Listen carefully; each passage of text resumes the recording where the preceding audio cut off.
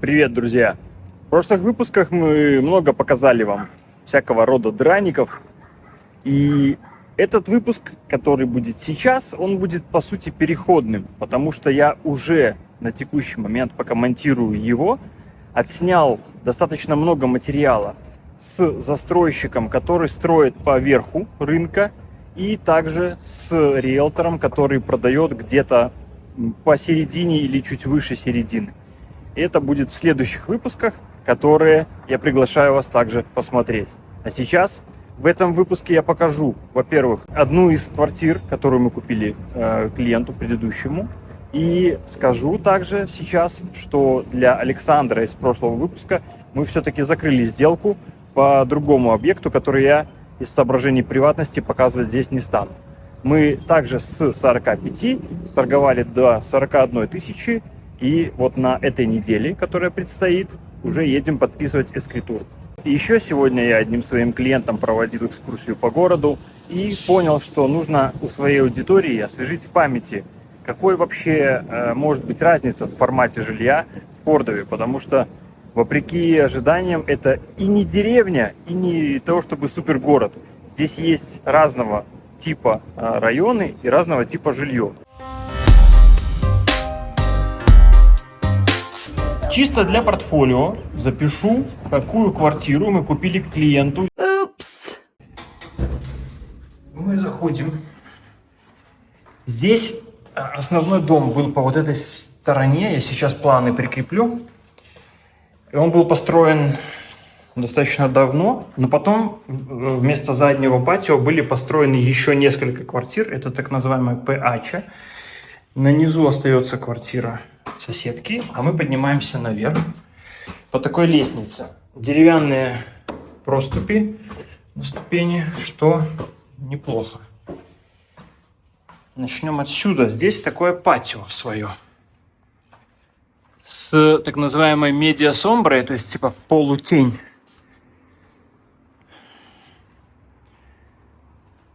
Есть асадор, дровница, сток для воды. Мы находимся недалеко от пресловутой авениды Колон. Это район, который называется Альто Альберди. Здесь у нас кухня, столовая и ливень. Здесь где-то должен включаться, наверное, свет. Ну ладно. Короче, в целом, этот дом, эта квартира была построена в 2002 году. Начнем здесь с санузла. Вот у нас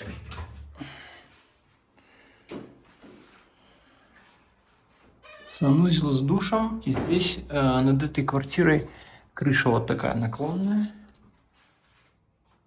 Над частью установлена черепица, а над остальной частью металлопрофиль. И вот над этой был металлопрофиль. Мы обнаружили здесь небольшие следы протечек. По словам предыдущего хозяина, это уже решено. И вот там в шкафу мы тоже обнаружили проблемку от влажности. Но хозяин вызывает доверие, потому что мужик такой рукастый. Видно было, что он сам многое здесь делал. И вот он даже, кстати, недавно установил вот эту вот перегородку для приватности. И мы с ним вместе поднимались на крышу. Сейчас давайте еще это помещение покажу. Тут такой может быть кабинетик с видом к соседке, которая живет внизу.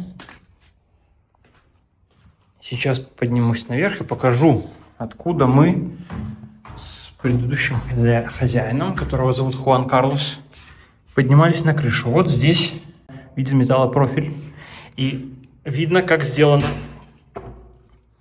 гидроизоляция. Вот это то, о чем я говорил. Это то, что получше качеством. Там металлическая фольга такая идет, а под ней рубероид, то есть он наносится, наплавляется таким вот образом. Ну и здесь, собственно, вот оно. Это хорошее решение.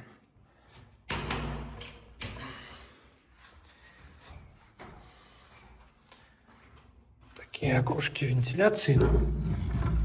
Вот интересно тоже сделано. То ли для приватности, то ли для чего.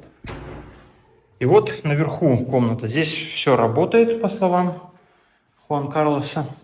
И вот над этой частью черепица, как видно.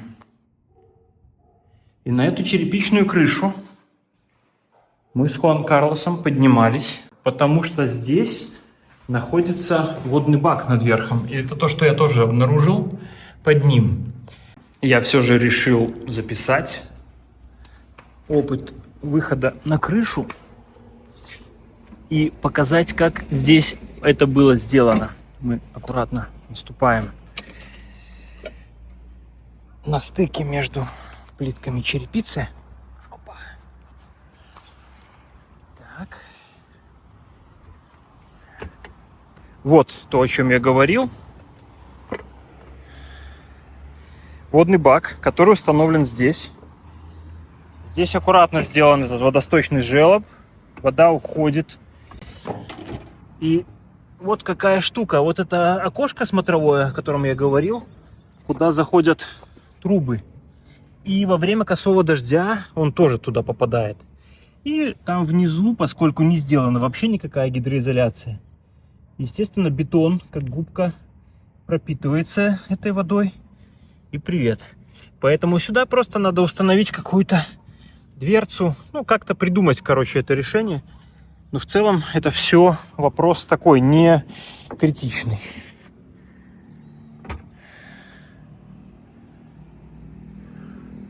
Хочу показать еще небольшой прикол. Значит, вот эта дверь входная. Смотрите. Я сейчас хотел выйти. Ну, во-первых, здесь достаточно узкий проход. Сантиметров 90. То есть, если какой-то крупный габарит таскать, те же холодильники и все остальное, Хуан Карлос снимал эту дверь просто с петель. Потому что ручка одна упирается сюда, вторая торчит в проход. За нее можно зацепиться. Но эта ручка, смотрите, остается в руке. Это раз. Второй вопрос. Вот он. Это значит, что снаружи обычно здесь ручки не делаются в Аргентине. Принято так, да? Мы изнутри, когда закрыли, собачка это защелкнулась. И все, считается, что мы в домике. Никто к нам не залезет. Но папам, берем, эту выталкиваем внутрь и вставляем свою. И оп, открываем, заходим. Поэтому или всегда на замок закрывать, или вот эту часть заварить.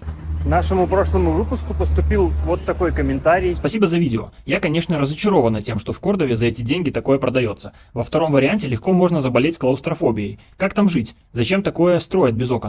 Я решил, что было бы неплохо на самом деле ответить на эти вопросы, потому что первое время в Аргентине я и сам ими задавался. Итак, ну давайте начнем издалека и рассмотрим вообще в целом динамику того, как застраивался город. Пока в центр лезть не будем, а издалека в прямом смысле слова начнем смотреть. Давайте район Вижа Бельграно, в котором я имел удовольствие проживать, покажу вам, какого формата изначально там были участки. Смотрите. Вот, например, участок такого размера, вот это дом и бассейн. То есть передний двор небольшой, задний большой, с деревьями. И вот примерно такого формата мы видим здесь очень много жилья. Это то, как было изначально. Ну, наверное, надо иметь определенный уровень дохода, чтобы себе позволить такое жилье. И дальше, вот уже ближе к этой улице, тип застройки меняется. То есть участки становятся меньше, и застройка плотнее. Дома уже плотненько друг к другу боками прилегают. Но, тем не менее, остается задний двор. Сейчас я покажу вам чуть поближе. Вот эту улицу Хуан Непер. Вот в этой части. Вот это район, который называется Вижа Бельграно. Мы находимся на таком перекрестке. Первое, что бросается в глаза, это ширина улиц. То есть смотрите, какой широкий тротуар, где можно ходить. Сколько зелени здесь есть. И теперь хочу показать, вот, смотрите, это один большой участок. Он угловой. И то, как здесь раньше строилось, на Google картах это тоже заметно. Большой участок, где-нибудь в середине, есть такой вот дом. Размер может варьироваться, понятное дело. Побольше, поменьше. И за домом там тоже, конечно же, еще будет довольно большой участок. И вот сейчас мы сравним с соседним, например. Вот соседний участок, смотрите. Относительно участка дом сам поменьше. Но вот здесь обычно в этом районе так строилось изначально. Большие участки и небольшие дома с передним и задним двором. А теперь я хочу показать вам пример перехода от одного типа жилья к другому в процессе застройки. Вот это адрес, где я жил раньше. Правда, на сайте Earth, Google.com, здесь еще отображается как раз предыдущий вариант исполнения жилья. Сейчас я покажу это сбоку. Секунду. Опа, как это делается? Вот. Мы видим здесь частный дом, расположенный в задней части участка. И тут похоже что-то на бассейн. И теперь мы посмотрим, что там появилось спустя. Теперь смотрим на Google картах этот же адрес. И то, что мы видим, давайте-ка сравним вообще пальма. Вот эта пальма, посмотрите. Пальма и дом, который южнее, они остались, вот они. А здесь, на месте этого одного дома, который был в результате снесен, осталась, грубо говоря, вот эта дорожка или переделана, и построен такой комплекс жилой из 3 дуплексов. И еще немного о формате жилья разнообразном. Это может быть как вот такой частный дом, так и комплекс. Это я уже предвосхищаю немного тему следующего выпуска. В Кордове очень популярны такого рода жилые комплексы с парковкой, с охраной, со всеми необходимыми сервисами. Внутри квартиры очень высокого уровня комфорта. Ну а теперь давайте переместимся чуть-чуть севернее и посмотрим на то, что можно еще сделать. Вот посмотрите, что здесь застроено. Это такой один общий жилой комплекс. Там есть подземный этаж, вот спуск туда. И у каждого дома под ним есть гараж на 2 машины. Представляете, да? И там же на нижнем этаже есть, как правило, 1 спальня и 1 туалет. И дальше есть выше еще 2 этажа и 2 задних дворика. Вот один, который углублен в землю, и второй выше. То есть вот это углубление, это двор на -1 этаже, чтобы свет попадал в то помещение, в ту спальню, которая на низу. Не все ищут прямо простор. Им достаточно пространства внутри дома. Там есть большие задние дворики, есть место и для того, чтобы бассейн поставить, и для того, чтобы гостей пригласить. И этого в принципе достаточно. Но выглядит, конечно же, сильно плотнее, чем, например, вот это. И теперь мы можем переместиться где-то ближе в центр и посмотреть, что происходит там. Здесь тоже очень много такого формата, но не в центр пока. Но вот по мере приближения мы видим такого рода уплотнение. И уплотняем все больше, больше, больше. И попадаем как раз вот в район Генераль-Пуэридон, где мы смотрели этот дом. И даже здесь кое-где еще можно встретить у кого-то дом с бассейном. Это пустой участок. Он длинный. И кто-то просто берет его вот так вот вглубь, застраивает весь. Вот, пожалуйста. У кого-то есть хороший задний двор, довольно большой. То есть вот это дом. У него 2 таких крыла. Тут, возможно, спальни. Здесь, скорее всего, кухня, гостиная и столовая. И вот проходик в задний двор. Когда-то его могут выкупить и налепить вот как здесь. Плотненько. И останется только 1 небольшой задний дворик. Но вместо 1 дома это уже будет 4. Если мы двигаемся дальше, то можно посмотреть вот сюда, на район, к примеру, ГУМС, чтобы не ходить очень уж далеко за примером. Пожалуйста, здесь тоже вот так налеплены домики. У кого-то даже еще и дворик имеется. Потом приходит большой застройщик с толстым кошельком. Вот это уже какой-то, видите, в несколько этажей построен. Но это еще не очень толстый кошелек. Толстый кошелек выкупает, к примеру, всю Мансану. Вот это называется Мансана. Яблоко переводится на русский язык. Ну вот, пожалуйста, пример. Вот это когда-то были вот такие налепленные домики. То есть выкуплена Мансана и построены 3 башни. И это жилой комплекс. Каждая из таких башен, условно говоря, там на 60 квартир, да, это если 10 этажей по 6 квартир, а там их на самом деле будет больше. И этажей там будет, например, 25, то есть там каких-нибудь по 240 квартир запросто можно выиграть. Да, делается подземный паркинг, делаются там же сразу магазинчики и все остальное. И если мы рассматриваем плюсы и минусы каждого из этих вариантов, то, конечно, частный дом – это всегда жизнь близко к природе, тихо, спокойно, нет соседей, которые тебе сильно мешают. Но минус – тебе чуть дальше надо ходить в какой-нибудь магазин, в плане безопасности не так может быть хорошо, хотя в подобных районах там охрана тоже может курсировать. Потом вот такие дома имеют из плюсов разве что, большую, скажем, бюджетную доступность. Но минусы, конечно, тесно, да, и формат жилья не самый удобный. Но плюс уже вот такого большого кондоминиума, где может поместиться много людей, это то, что, да, минусы, конечно, то, что соседи вас окружают со всех сторон, но из плюсов это, во-первых, транспортная доступность, потому что такое жилье как раз чаще всего строится ближе к центру города. Вот мы видим здесь в центре много высоток по вот этим теням, это хорошо заметно. И внизу каждого из этих комплексов будут свои какие-то минимальные магазинчики, все остальное, то есть в шаговой доступности будет все, что вам надо. Ну и если идти еще дальше, то есть еще более плотная застройка, конечно же, это уже вот она, Нуэво Кордова, когда высотные дома просто налеплены друг к дружке. Вот это все высотные домики. Смотрю на ваши реакции на наш последний выпуск, и мне становится очень отрадно и тепло на душе, видя этот фидбэк и понимая, что мы выбрали направление правильно. И я хотел сказать следующее. Я приглашаю всех, кто смотрит наш сериал, во-первых, как минимум участвовать в комментариях со своими вопросами и наблюдениями, потому что здесь суммировать наш с вами общий опыт будет полезно не только для канала, понятное дело, но и для всех, кто его смотрит. И плюс, если вы затронете какую-то тему, которую мы не подняли, мы ее тоже поднимем, чтобы показать аргентинцам Аргентину глазами иностранца, но не через розовые очки, которые уже давно сняты. Да, ямочки на носу пока остались, но показать ее в реальности, с теми плюсами и минусами, конечно же, которые здесь присутствуют. Но сделать это не с целью кого-то принизить и за счет этого подвыситься самим. Нет. Цель в другом.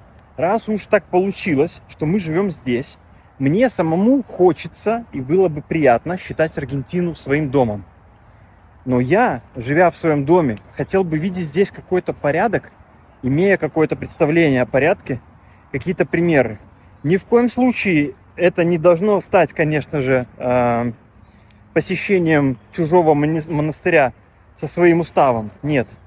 Но все-таки, как знаете, у меня был опыт работы в международной компании, мой последний опыт. И что хорошее можно оттуда почерпнуть. Там был главный девиз и главная ценность – diversity and inclusion. Когда разные народы, разные единицы, уникальные, привносят каждый свою ценность. И все это вместе суммируется. Также и здесь, на аргентинской земле, все иммигранты могут принести что-то лучшее из своего опыта, из своих знаний. И за счет этого и Аргентина станет намного лучше. Не только для нас с вами, но и для самих аргентинцев. Мы им можем показать, как бывает. Не все из них знают. Как я уже говорил, Аргентина лет на 15-20 отстает в чем-то. Так это ведь только означает, что мы, если знаем, как оно в будущем, мы можем из будущего сюда привести тот опыт, который уже обкатан и уже работает. И здесь его просто взять и применить. Ведь такое широко практикуется на уровне различных компаний, когда приходит консультант и просто внедряет какие-то процессы. Точно так же мы можем с вами сделать здесь.